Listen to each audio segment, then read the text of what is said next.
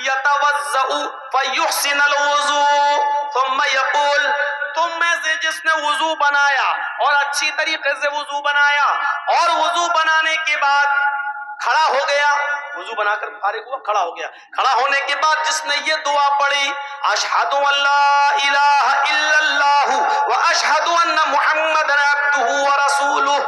جس نے وضو بنانے کے بعد یہ دعا پڑھی، الا فتحت لہ ابواب الجنۃ الثمانیہ، ایسے آدمی کے لیے جنت کے 8 دروازے کھول دیے جاتے ہیں، جنت کے 8 دروازے اس آدمی کے لیے کھول دیے جاتے ہیں۔ اچھی طریقے سے وضو بنا کر دعا مانگنے والا، دعا پڑھنے والے کے لیے جنت کے 8 دروازے کھول دیے جاتے ہیں۔ یہ ہے جنت۔ موبائل میں 2 GB خرچ کر کے جہنم کما رہے ہو، پیسہ خرچ کر کے وہ جہنم لے لیتے ہو، لیکن جنت فری میں مل رہی، ہم لینے کے لیے تیار۔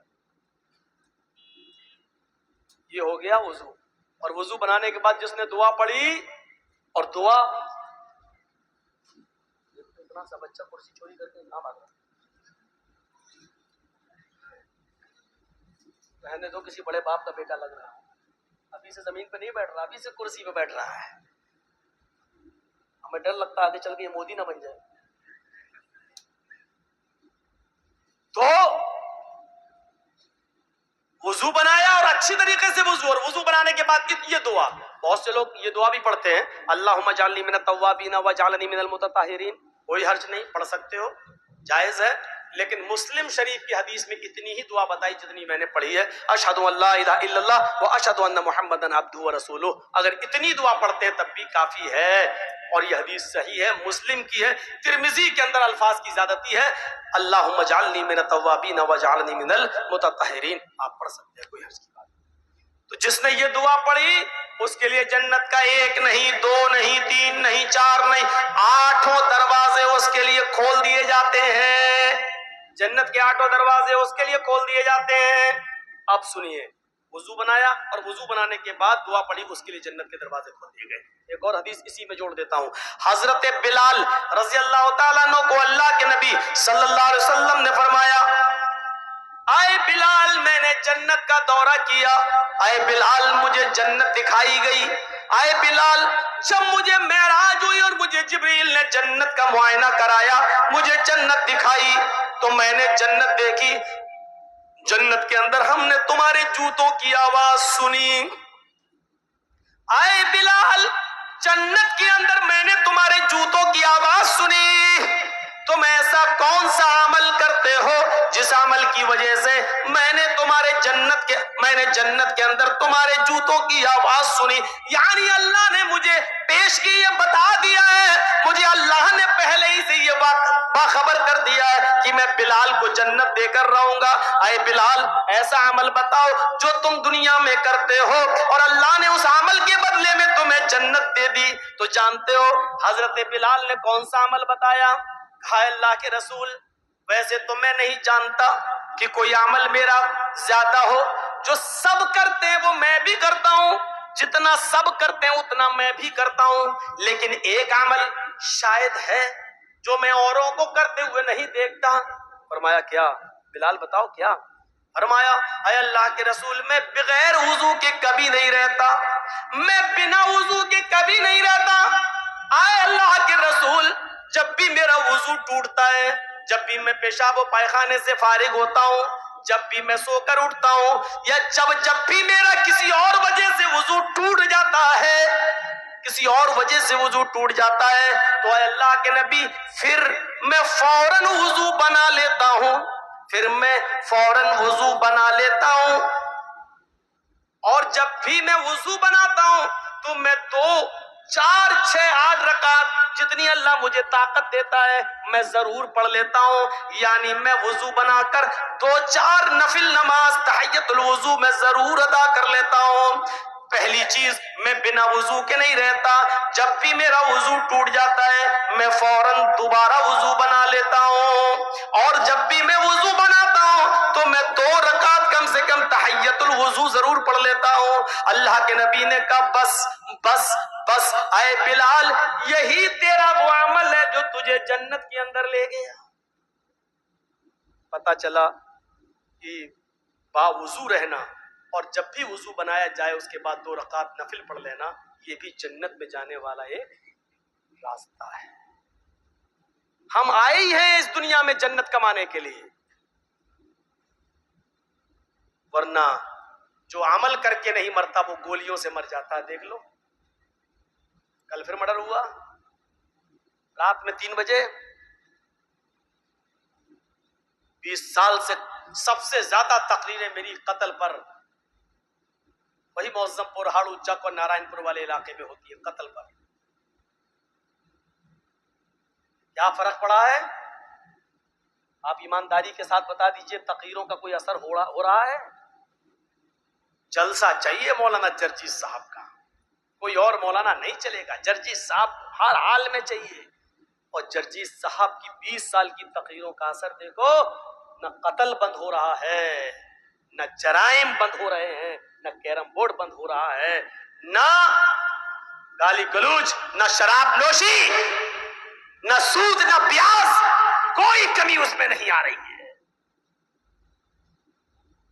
یہ صورتحال پیدا ہے۔ ہم اور آپ سب اس دنیا میں، اسی لیے میں نے کہا کل کا بھروسہ نہیں۔ بتائیے 16 سال کا لڑکا، 19 سال کا آدمی، ابھی اس بیچارے نے زندگی میں دیکھا کیا تھا؟ میں نہیں جانتا ہوں کہ وہ اچھا تھا یا برا، اچھے اور برے کا فیصلہ تو میرے بھائیوں صرف اللہ کے علاوہ کوئی نہیں کر سکتا۔ اور یاد کرو اس جنگ کو جس میں ایک کافر کئی مسلمان صحابہ کو قتل کر چکا ہے، اور جب ایک صحابی اس کے پاس پہنچ گئے اور اس کو مارنے کے لیے تلوار اٹھائی، کیونکہ وہ کئی لوگوں کو مار چکا تھا، جب صحابی نے اس کے پیٹ میں تلوار مارنا چاہی، موقع اچھا تھا، تو اس نے فوراً تلوار پھینک دی اور کہنے لگا اشہد ان لا الہ الا اللہ و اشہد ان محمدن عبدہ و رسولہ۔ دیکھو میں نے تلوار پھینک دی، کلمہ پڑھ لیا، اب مجھے مت مارو، میں مسلمان ہوں، میں صحابی، میں اسلام لا چکا ہوں۔ اس صحابی نے تلوار روک لی اور روکنے کے بعد کچھ سوچنے لگا، وہ سوچا اور سوچنے کے بعد اٹھا کر تلوار مار ہی دی اور اس کو مار دیا۔ جنگ ختم ہونے کے بعد اللہ کے نبی صلی اللہ علیہ وسلم کے پاس آئے، کہ اللہ کے رسول اس نے کئی لوگوں کو مارا، جب مارتے مارتے ہمارے قریب آیا اور میں نے تلوار اس کے اوپر اٹھائی تو اس نے فوراً کہہ دیا اشہد ان لا الہ الا اللہ وان محمدن عبدہ و رسولہ۔ اس نے تلوار پھینک دی تھی، کہنے لگا کہ میں اسلام لے آیا، مجھے مت مارو، میں نے روک لیا تلوار، لیکن اس کے بعد پھر میں نے تلوار مار دی کیونکہ میں نے جان لیا تھا کہ وہ موت کے ڈر سے کہہ رہا ہے۔ اس نے دیکھ لیا کہ تلوار میرے ہاتھ میں، وہ موت سے بچنے کے لیے کلمہ پڑھ رہا ہے۔ اللہ کے نبی صلی اللہ علیہ وسلم نے فرمایا لما قتلت لما قتلہ، تم نے اس کو لما قتلتہ، تم نے اس کو قتل کیوں کیا؟ جب اس نے کلمہ پڑھ لیا تھا تو تم نے اس کو قتل کیوں کیا؟ اس صحابی نے جواب دیا اے اللہ کے نبی، وہ موت کے ڈر سے کلمہ پڑھ رہا تھا، اس نے جب دیکھ لیا کہ میرے ہاتھ میں تلوار ہے اور یہ آدمی مجھے بالکل مارنے کے در پہ ہے، تب اس نے موت سے بچنے کے لیے کلمہ پڑھ لیا، اس لیے میں نے اس کو مار دیا۔ فرمایا اشققت قلبہ، اس نے موت کے ڈر سے کلمہ پڑھا یا اللہ کے ڈر سے کلمہ پڑھا؟ یہ تجھے کیسے پتا چلا؟ کیا تو نے اس کے دل کو چیر کر دیکھ لیا تھا؟ کیا تو اس کے دل میں گھسا ہوا تھا؟ تجھے کیسے پتا چلا کہ اس نے موت کے ڈر سے پڑھا ہے یا اللہ کے ڈر سے؟ کل قیامت کے دن تو اس کلمے کو کیا جواب دے گا؟ کل قیامت کے دن یہ کلمہ جب آئے گا لا الہ الا اللہ محمد رسول اللہ، جب اس کی زبان سے یہ کلمہ نکلتے ہوئے آئے گا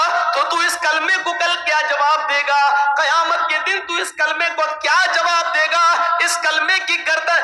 کا ہاتھ تیرے گریبان پر ہوگا تو اس کلمے کو کل قیامت کے دن کیا جواب دے گا؟ میرے بھائیوں اس حدیث سے پتہ چلتا ہے کہ کسی بھی کلمہ گو مسلمان کو مارنا،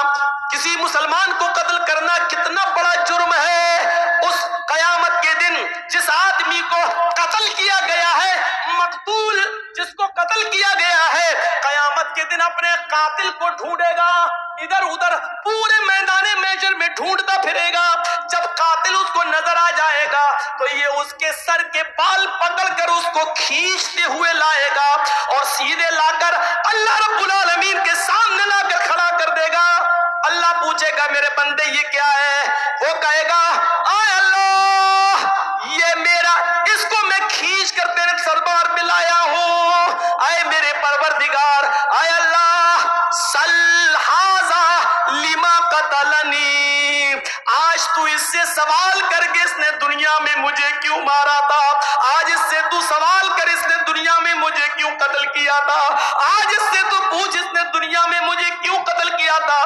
مجھے قتل کرنے کے بعد میری بیوی کو بیوہ کیا تھا، میرے بچوں کو یتیم کیا تھا، اس سے پوچھ کہ میری بیوی کا کیا قصور تھا جو تو نے اس کو بیوہ کر دیا، اس سے پوچھ کہ میرے بچوں کا کیا قصور تھا کہ تو نے اس کو یتیم کر دیا، اس سے پوچھ کہ میری باپ کا، میری ماں کا کیا قصور تھا کہ تو نے اس سے اس کی اولاد چھین لی۔